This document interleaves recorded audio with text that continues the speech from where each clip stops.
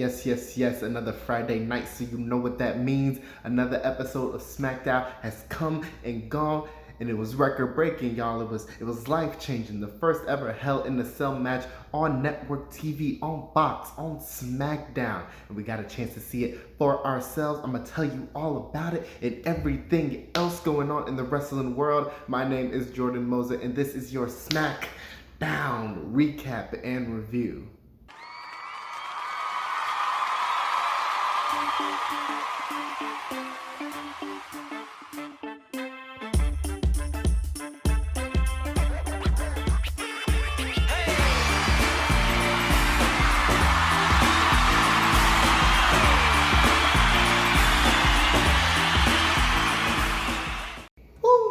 Brandy Rose had her baby. Oh my gosh, wife of EVP of AEW and noted ally and American patriot and everything else that he's known as. Cody Rhodes, her and his wife Brandy had their baby. Liberty Iris Reynolds is the name. What a beautiful freaking name. That is so awesome. Congratulations to the couple, their first child together. Hopes to many more coming down the line as well. So now they get to go off into the parenting world like Renee and John Moxley a couple days before. So all of them kind of at the same time. That's so cute. So definitely congratulations to all the baby love going on this week, of course. In a bit more interesting news from the E, two superstars look like they're coming back to the fold for SummerSlam time coming around. We see The Fiend on the Raw brand seems to be advertised. 4 shows coming up on Raw in the summer months in July and August leading up to SummerSlam. So it looks like he will be making his return to Monday Night Raw. We haven't seen him since the Raw after WrestleMania in the nice little Firefly Funhouse. We haven't seen him in action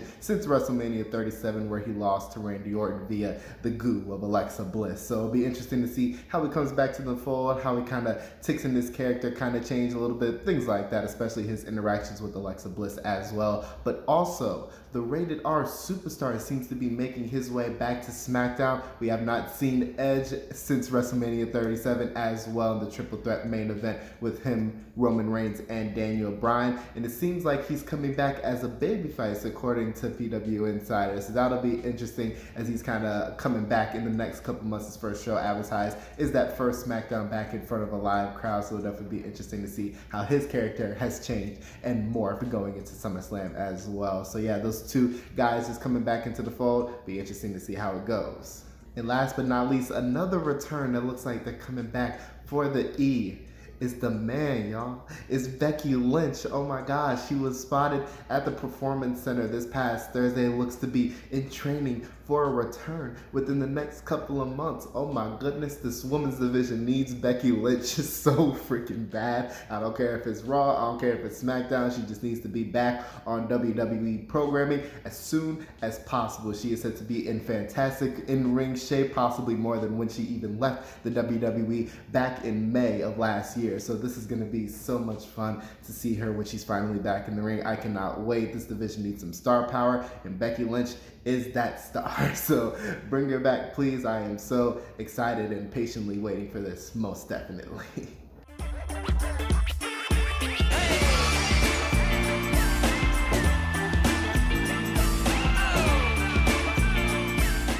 And the main crux of this episode of SmackDown, very much a one-match show, was the main event, Hell in a Cell match. First one on SmackDown, first one on network TV, breaking records, everything like that. Biggest main event in SmackDown history. I won't go that far, but that's what they were saying, so we'll run with it for now. But it was Roman Reigns, the champion, Universal, defending against Rey Mysterio after he murked his little boy over the past couple of weeks. Just beat down Dominic, powerbombed him outside the ring, all that. It was very gruesome. But Rey, he's defending his son's honor. He's coming back, and really, for the beginning part of this matchup, like the first half of this matchup, taking it to Roman. He was just using every tool he can find in the book. Got the chair, got the fire extinguisher, got the toolbox, just really taking it to him for the most part. Roman, he won't go and take that a long time though. He eventually just swung that boy against the side of the cell and started to go off for the most part just over the next half of this matchup. Rey does start to come back a little bit. We see him kind of have the whole thing in hand at one point. It hits a frog splash onto a chair, prostrate on Roman, and then adds another one to boot a la Eddie Guerrero for only a 2 count because Roman Reigns, he the big dog, he gonna kick out.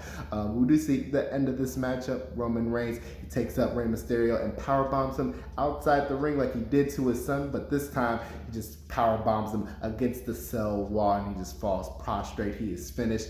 Gets him back in the ring, locks on that guillotine choke, and Rey Mysterio has no choice but to tap out. That's the first time we see really people tap out to it. We usually see them just kind of choke out and fall out, but Roman Reigns, he knew what he was doing when he locked that joint in. Rey Mysterio couldn't take it no more, so he tapped out. The cell rises, everybody's in there, Jimmy comes out, and Paul Heyman, and they kind of stand tall, hold the title up, yay, go Roman, and then Roman Reigns locks in one more guillotine choke on Rey Mysterio after the matchup to boot, stands over and was like, Happy Father's Day. And I was like, he really knows what to say at the best times. He is so awful and arrogant, and I love it.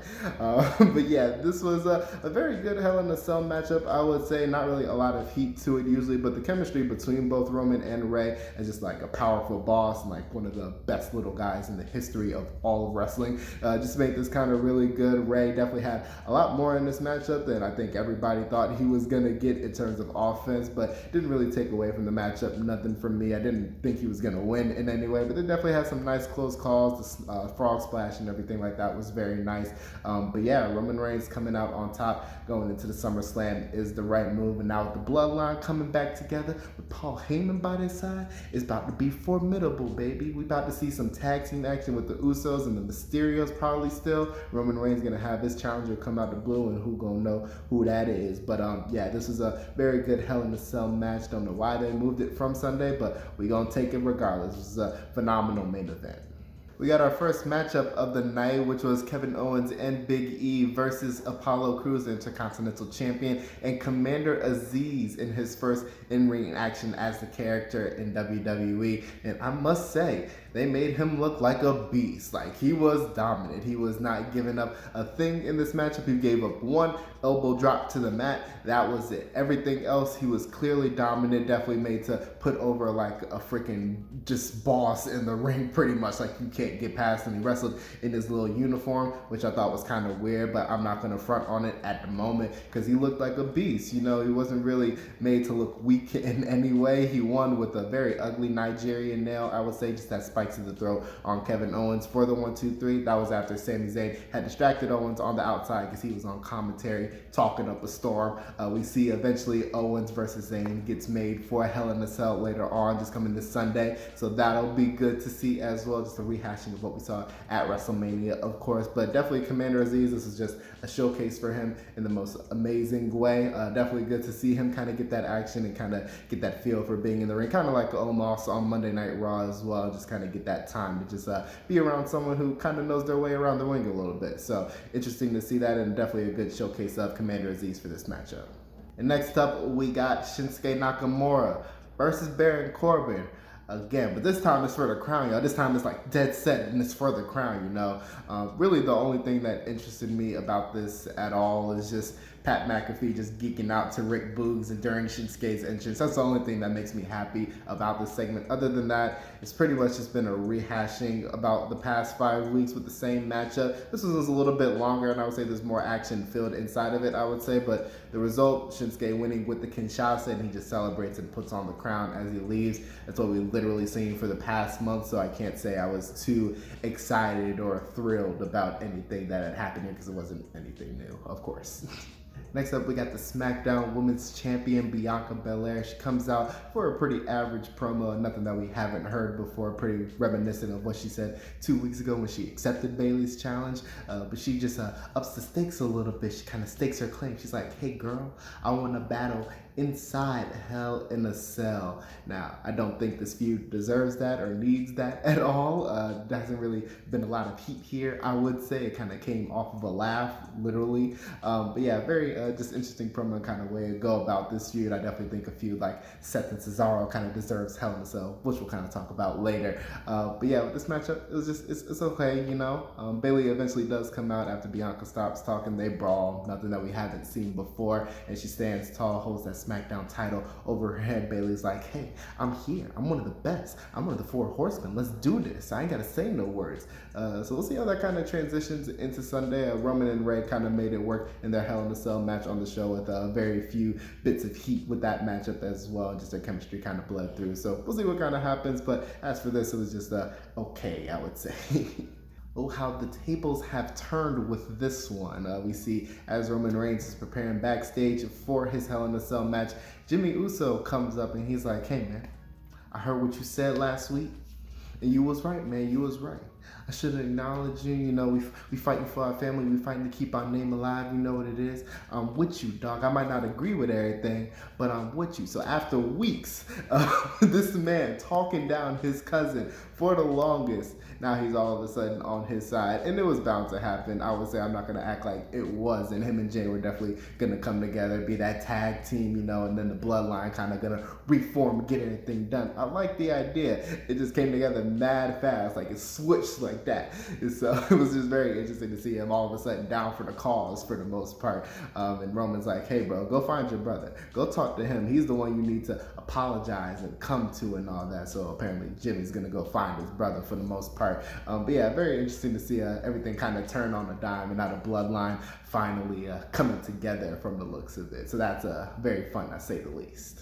We see our last segment here before the Hell in a Cell match that went on later in the show. We're supposed to get a match between Angelo Dawkins and Otis, but that joint never kicked off. They destroyed Angelo Dawkins, who was all taped up in the shoulder, just murked the homie. They destroyed him inside the ring, outside the ring, eventually ended up with a nice little spinning clothesline German suplex combo, which was to die for from Otis and Chad Gable. That joint was fire. At this point, I want to see them hold some gold. I want to see them fight for them tag team championships because they are looking like the most phenomenal and formidable team on the Smackdown brand at the moment, which is very nice to say for those two because they've been kind of held down, I would say. So definitely good to see them kind of get their shine and kind of go up against the Street Profits. So yeah, this is incredible stuff and definitely what it needed to be. Didn't need a matchup, they just needed to look strong, and I rock with it, I do. And all in all, that is going to be it for this episode of SmackDown. Like I said, very one-match show. I'm glad the match was good because if it wasn't, the show would have been trash. But very nice Hell in a Cell match to kind of wrap things up in a little bit of bow for this episode of SmackDown leading into Hell in a Cell. But outside of that, very much not a lot on this show to really take home about. It was very repetitive from what we've seen over the past couple of weeks, and I am very apathetic towards repetitiveness. Like, that is getting on my nerves. But one thing I did love, Otis and Chad Gable, oh boy, give them the gold, please. Give them opportunities to just be on my television screen because that was fire. Even not even a match, just an attack. Like, they just made me feel everything I wanted to feel, so that was good. But yeah, everything else pretty substandard, I would say. We get matches just made for Sunday like Owens and Zayn and Bianca Belair versus Bayley inside Hell in a Cell, so that'll be interesting. We see Seth and Cesaro kind of made official for Sunday as well in their little backstage segment, so that is good. I'm looking forward to that matchup. But yeah, outside of that, just very basic stuff just going into Hell in a Cell. Not a fantastic go-home show, but a noteworthy one to say the least, especially since half the card kind of got made on this show. But we'll leave it at that. Looking forward to Hell in a Cell on Sunday. Kevin will be handling the recap and the predictions and all that, but you will see more videos throughout the week. Once again, if you love what we do, like, share, subscribe, comment, tell your mama, tell your daddy, everything like that, of course. But I am going to be out. That is it from me. Peace out. Y'all enjoy your weekend. Have a nice time. Enjoy Hell in a Cell on Sunday as well. Please do it. Do it. I'll see y'all soon.